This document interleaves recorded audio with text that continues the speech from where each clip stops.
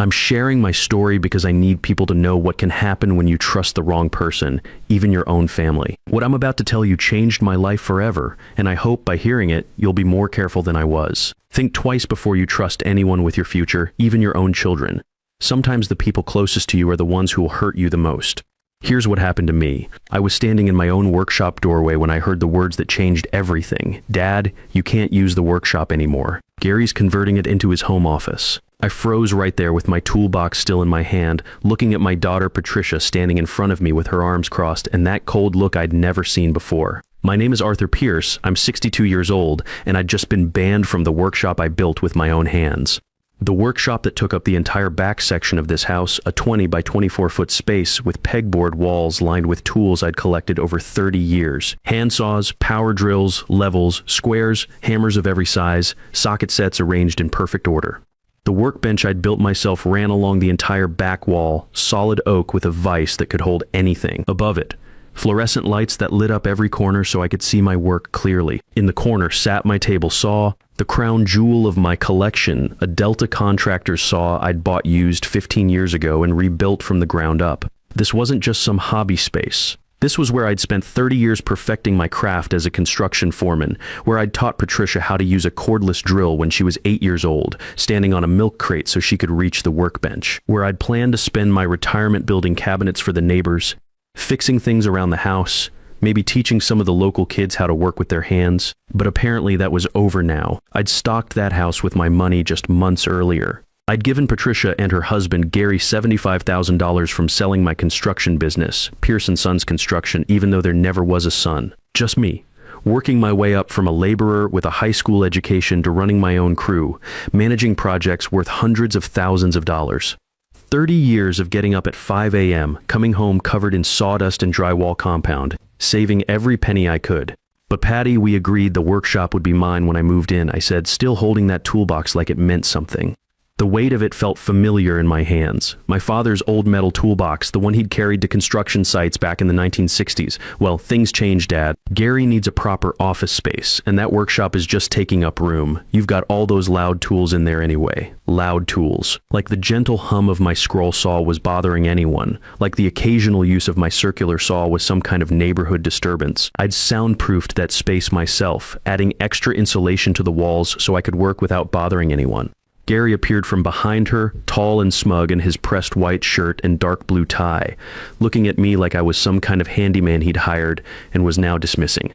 Sorry, Art, but I need somewhere quiet to work. Business calls, you know? Important meetings with clients. Maybe you can set up something in the garage. The garage. A cramped space barely big enough for one car, with a concrete floor that stayed cold and damp all winter. No proper lighting. No ventilation, nowhere to mount my pegboard system. He was talking about moving $20,000 worth of professional tools into a space that wasn't fit for storing lawn equipment. This was the man my daughter chose to marry. Gary Stevens, 38 years old, a sales manager at some insurance company who wore suits to work and had never held a hammer in his life. Never built anything, never fixed anything, probably called a repairman when a light bulb burned out. And now he was pushing me out of the space I'd helped pay for. I put $75,000 into this house, I said quietly, feeling the words hang in the air between us. We had an agreement that I'd have my workshop space. Patricia's face hardened, and for a moment I saw something in her expression that reminded me of her mother. But not the good parts, the stubborn streak that Martha had when she was angry about something. That money was a gift, Dad. You wanted to help us, remember? No one forced you to sell your business. A gift. After I'd sold Pierce & Sons Construction, the company I'd built from nothing over 25 years. Started with just me and a pickup truck, taking on small jobs, deck repairs, bathroom renovations, kitchen cabinets. Worked my way up to managing crews of 8 guys, handling whole house renovations, commercial build-outs. Built a reputation in 3 counties for quality work and fair dealing. All of it sold to help them with the down payment on this house. This 2,200 square foot colonial with 4 bedrooms, 2.5 baths, and that beautiful workshop space that had sold me on the place from the moment I saw it. Of course, honey, I said, because something inside me snapped right then. Not a loud snap like a board breaking, but the quiet kind when you're checking a foundation and discover a crack that's been hidden under fresh paint. I understand completely. I put my toolbox down on the workbench, ran my hand along the smooth oak surface one more time, and walked out of my workshop. Behind me, I could hear them already discussing paint colors for Gary's new office, probably some boring beige or corporate gray. As I climbed the stairs to my room on the second floor, I passed the living room where Gary was already measuring the doorway between the workshop and the main house, talking about installing French doors to make his office look more professional. In my mind, I was calculating what those French doors would cost, what kind of trim work would be needed, how the installation would affect the structural integrity of that wall. Old habits, my bedroom was on the front of the house, overlooking the street. A simple space with just a bed dresser, and the one chair I'd brought from my old house, Martha's reading chair, a blue recliner, where she'd spent countless evenings with her mystery novels. It was the only piece of furniture Patricia had let me keep when I moved in. Everything else had to go because it didn't match the decor. That night, I sat on Martha's chair, staring out at the street, thinking about how I'd gotten here. 8 years ago, when my wife died of cancer, Patricia had been so supportive. She'd driven 3 hours from the city every weekend during Martha's final months, helped coordinate with the hospice nurses, held her mother's hand during the worst of the chemotherapy sessions. After the funeral, she visited every week for months, bringing groceries, helping me sort through Martha's things, telling me I'd never be alone. Martha had been the steady one in our marriage. While I was out on job sites dealing with difficult contractors and weather delays, she managed our finances, handled the business bookkeeping, made sure we had something set aside for retirement. She was the one who insisted I take that night school course in business management back in 1995. Arthur, she'd said, you're smart enough to run your own company, but you need to learn the paperwork side. She was right, as usual. The last thing Martha said to me 3 days before she passed was about Patricia. We were in the hospital room, machines beeping quietly around us, and she squeezed my hand with what little strength she had left. Take care of our girl, Arthur. She's going to need you more than she knows. I promised I would. Never thought that promise would lead me here. 2 years ago, when Patricia and Gary were looking to buy a house, she'd called me on a Sunday afternoon with such excitement in her voice. They'd found the perfect place, she said, but they needed help with the down payment. The house was big enough for all of us to live together comfortably. I could have my workshop never be lonely again, and we'd be a real family. Dad, it's everything we've ever wanted, she'd said. There's this amazing workshop space that's perfect for you. You could set up all your tools, work on projects, maybe even take on some side jobs if you get bored with retirement. And we'd be together. Mom would have loved that. She knew exactly how to get to me. Martha had always worried about me being alone after she was gone, had made me promise I wouldn't become one of those widowers who just sits in an empty house watching TV until they die. So I believed Patricia sold everything I'd worked for and gave her the money. The house was beautiful, a well-built colonial on a quiet street with mature oak trees lining the sidewalk. Good bones, as we say in construction.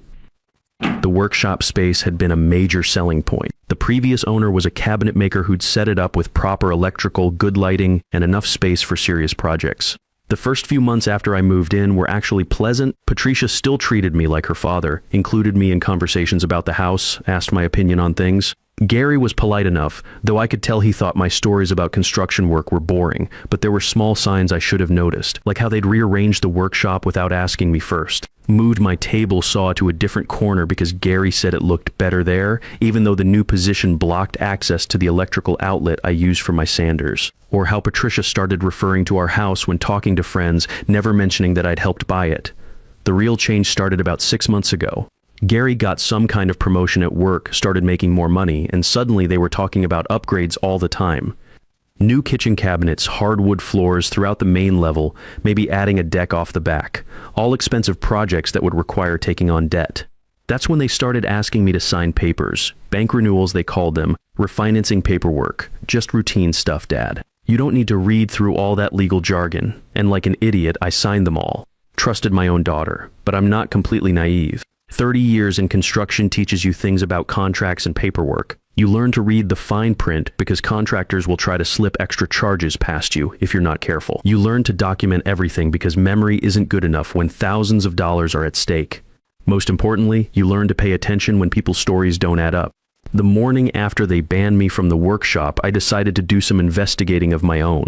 Started with the locked desk in the living room where Patricia kept all the house documents. A simple lock, the kind you find on cheap file cabinets. Nothing that would stop someone who'd spent decades working with tools inside. I found papers that made my stomach drop. The house deed with only Patricia and Gary's names on it, no mention of Arthur Pierce anywhere. Transfer documents showing my $75,000 as a gift contribution with no ownership rights attached. loan modifications I'd supposedly agreed to, and worst of all, papers I'd apparently signed waiving any claim to the property. But here's the thing about working in construction for 30 years. You handle a lot of paperwork, change orders, contracts, inspection reports. You get familiar with your own signature, with how your handwriting looks when you're signing important documents versus when you're just scribbling a quick note. Some of these signatures looked wrong, the pressure was different, the angle slightly off. Like someone had been practicing. I photographed everything with my phone, put the papers back exactly where I found them, and spent the rest of the day thinking. That evening at dinner, I watched them differently. Noticed how they exchanged glances when I mentioned wanting to organize my tool collection.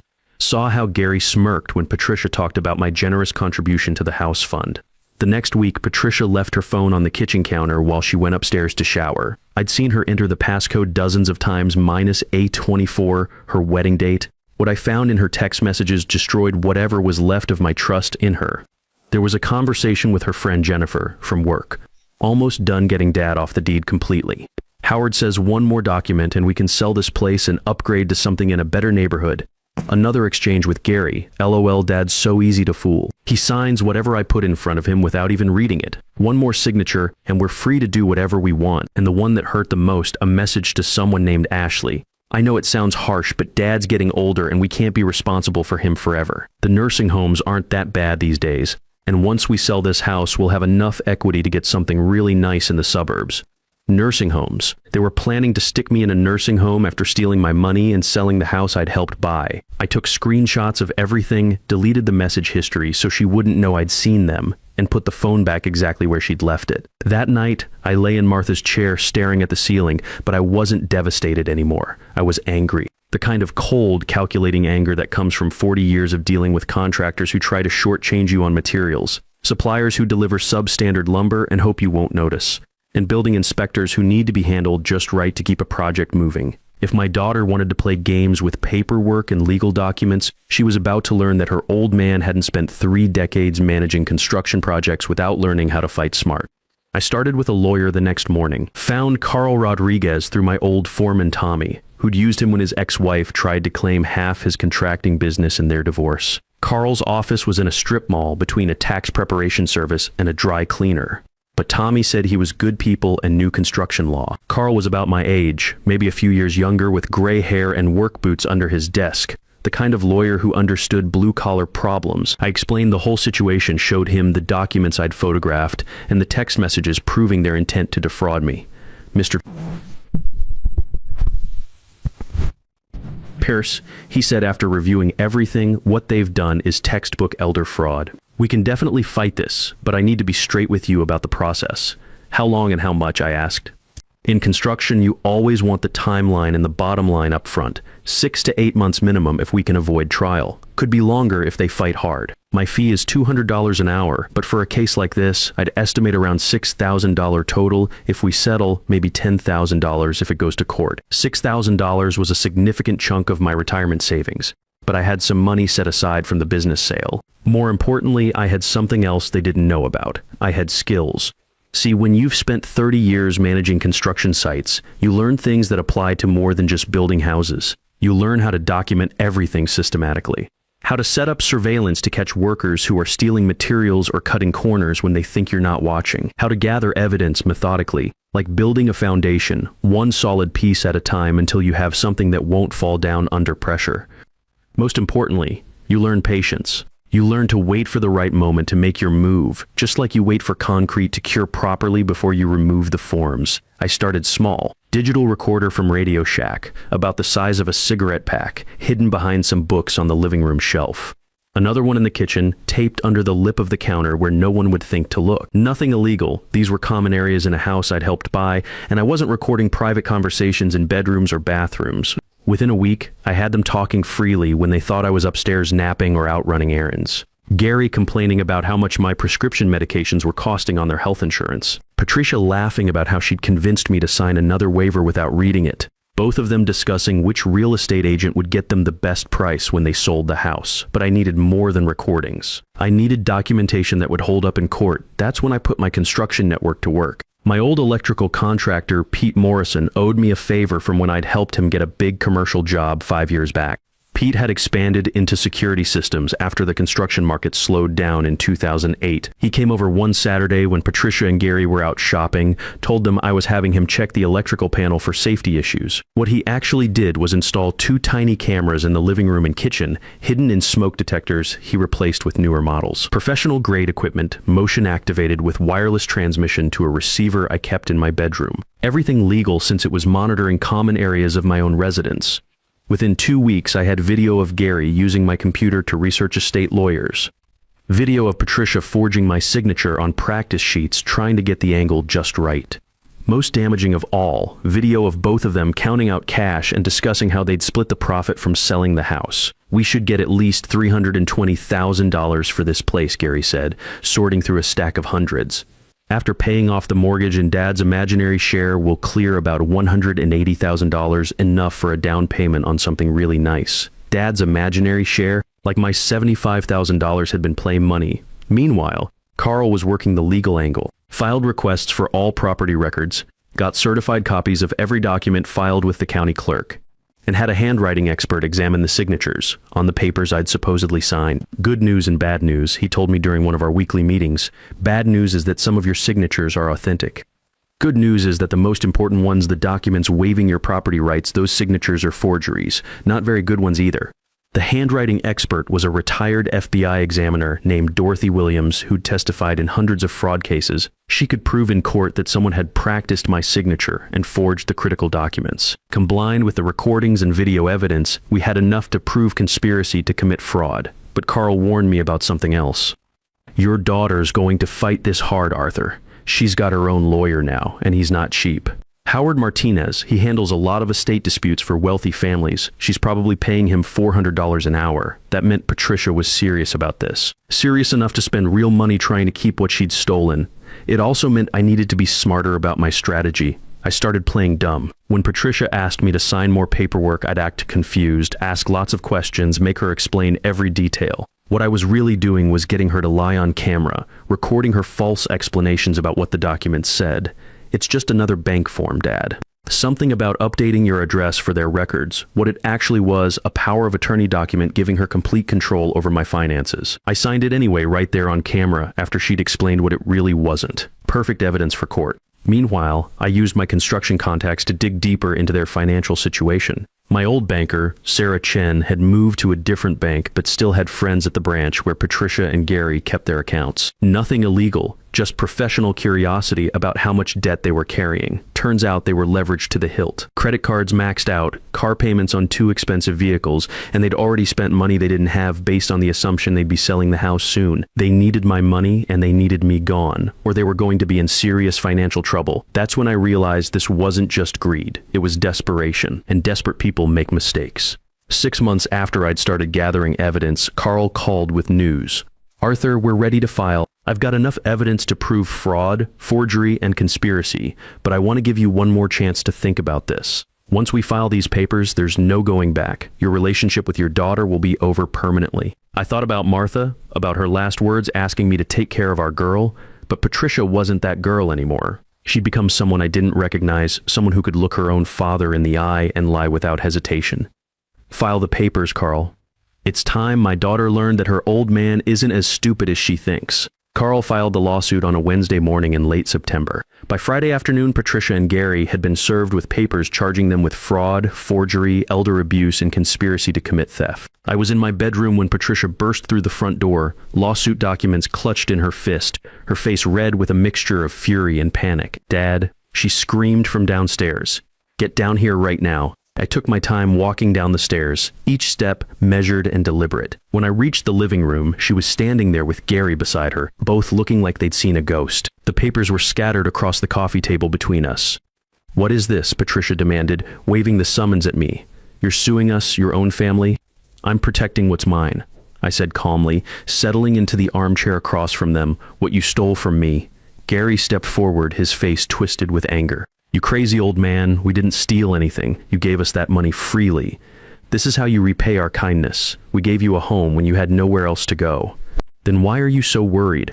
I asked. If everything was legal and honest, you've got nothing to fear from a judge, right? That's when Patricia really lost it. Started crying, saying I was ungrateful. that they'd done everything they could to make me comfortable, how I was repaying their generosity with this lawsuit. How could I do this to my own daughter? But I'd heard the recordings. I knew exactly what they really thought of me. The legal process took 8 months. 8 months of cold silence in that house, of them trying different tactics to get me to drop the suit. First came the intimidation, Gary threatening to kick me out, Patricia saying I'd never see my grandchildren if I didn't stop this nonsense. Then came the guilt trips, how I was destroying the family, how Martha would be ashamed of what I was doing.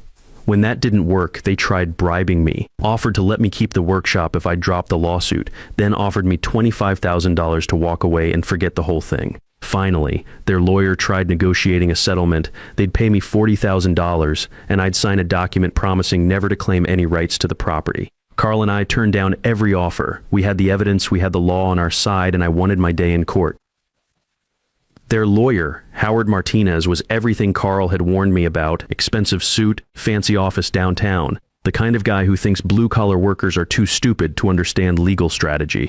During depositions, he tried to paint me as a senile old man who was confused about what he'd signed, a bitter father trying to extort money from his successful daughter. What he didn't count on was how well I'd prepared for this fight.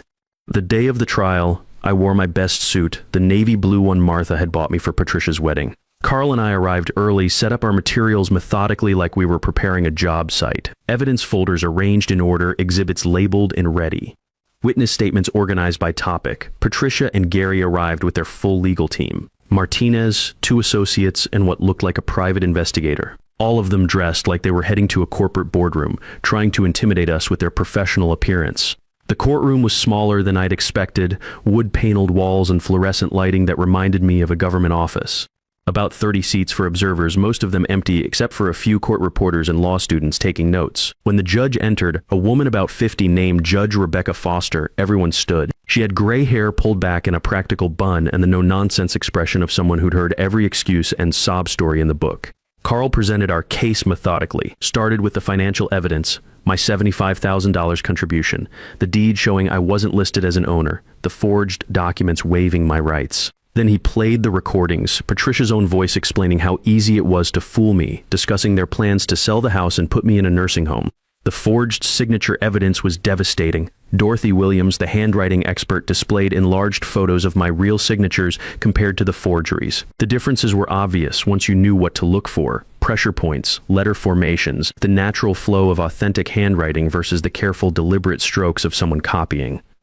But the most damaging evidence was the video. Clear footage of Patricia practicing my signature, of both of them counting cash and discussing how to split the profits from selling my house. Gary talking about Dad's imaginary share like my life savings was some kind of joke.